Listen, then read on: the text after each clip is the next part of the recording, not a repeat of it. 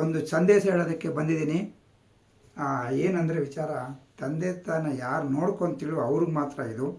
ತಂದೆ ತಾನ ಯಾರು ಆಚೆ ಆಗ್ತಾರಲ್ಲ ಅಂಥವ್ರಿಗೆ ಈ ಸಂದೇಶ. ಇತ್ತೀಚೆಗೆ ಯಾಕೋ ತುಂಬ ಜನ ನಾನು ನೋಡಿರೋ ಪಟ್ಟಕ್ಕೆ ತಂದೆ ತಾಯಿ ನೋಡ್ಕೊಳೋದೇ ಬಿಟ್ಬಿಟ್ಟಿದ್ದಾರೆ. ಎಲ್ಲೋ ಒಂದು ಜಾಗದಲ್ಲಿ ರೋಡಲ್ಲಿ ಬಿಟ್ಬಿಡೋದು, ಎಲ್ಲೋ ಒಂದು ಜಾಗದಲ್ಲಿ ತೊಗೊಂಡೋಗಿ ಬಿಟ್ಬಿಡೋದು. ಸೊ ಎಲ್ಲೋ ಒಂದು ಆಶ್ರಮ ಕರ್ಕೊಂಡೋಗಿ ಇಟ್ಕೊತಾರೆ ಅನ್ನೋ ಒಂದು ಮನೋಭಾವನೆ ಇಟ್ಕೊಂಡಿದ್ದಾರೆ. ಸೊ ಕರ್ಮ ಅನ್ನೋದು ರಿಟರ್ನ್ ಗಿಫ್ಟ್ ಅಂತ ಇರ್ತದೆ, ದೇವ್ರು ಕೊಡ್ತಾನೆ. ಆ ಕರ್ಮನ ಯಾರು ಆಮೇಲೆ ಸಹಿಸೋಕ್ಕಾಗಲ್ಲ, ಹಂಗಾಗುತ್ತೆ.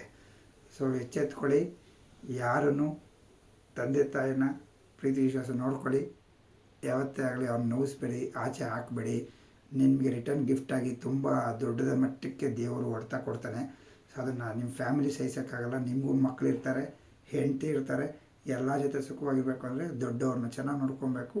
ನಾವು ಚೆನ್ನಾಗಿರ್ತೀವಿ. ದೊಡ್ಡವ್ರನ್ನ ಯಾವಾಗ ನೀವು ಮದುವೆ ಆಯಿತು ಅನ್ನೋಷ್ಟು ಅಂದಿದ ತಕ್ಷಣ ನೀವು ಆಚೆ ಆಗ್ತಿರಲ್ಲ, ಅವರಿಗೆಲ್ಲ ದೇವ್ರು ಸುಮ್ಮನೆ ಬಿಟ್ಟಿಲ್ಲ. ಇವಾಗವರೆಗೂ ಅದು ನಡೆದಿಲ್ಲ. ಇವಾಗ ಚೆನ್ನಾಗಿರ್ಬೋದು, ಸ್ವಲ್ಪ ದಿವಸ ಆದಮೇಲೆ ನಿಮಗೂ ಏಜ್ ಆಗ್ತಿರ್ತದಲ್ಲ, ಆವಾಗ ನಿಮ್ಮ ಮಕ್ಕಳು ಒದ್ದು ಆಚೆ ಆಗ್ತಾರೆ. ಅದನ್ನು ಜ್ಞಾಪಕ ಇಟ್ಕೊಳ್ಳಿ. ಇತ್ತೀಚೆಗೆ ತುಂಬ ಆಗ್ತಿದೆ ಅಂಥ ಕಚಡದವ್ರಿಗೆ ಇದೊಂದು ಸಂದೇಶ. ಯಾರು ಈ ಥರ ಅವ್ರು ನೋಡಿ ಇನ್ನೊಬ್ರು ಮಾಡೋಕ್ಕೆ ಹೋಗಬೇಡಿ. ನಿಮ್ಮ ಮನೇಲಿ ದೊಡ್ಡವ್ರನ್ನ ಪೂಜಿಸಿ, ದೊಡ್ಡವ್ರನ್ನ ಗೌರವಿಸಿ ಅಂತ ಈ ಮೂಲಕ ತಿಳಿಸ್ತಾಯಿದ್ದೀನಿ. ಯಾರು ರೋಡ್ಗೆ ಹಾಕಬೇಡಿ, ತುಂಬ ಕಷ್ಟ ಆಗುತ್ತೆ. ದೇವ್ರು ನೋಡ್ತಿರ್ತಾನೆ. ರಿಟರ್ನ್ ಗಿಫ್ಟು ಒಳ್ಳೆ ಗಿಫ್ಟಾಗಿ ಕೊಟ್ಬಿಡ್ತಾನೆ ದೇವರು. ಆ ಗಿಫ್ಟನ್ನು ನೀವು ಲೈಫ್ ಟೈಮ್ ಮರೆಯೋಕ್ಕಾಗಲ್ಲ. ಇದನ್ನು ಜ್ಞಾಪಕ ಇಟ್ಕೊಳ್ಳಿ ಅಂತ ಹೇಳ್ತಾಯಿದ್ದೀನಿ. ನಮಸ್ಕಾರ.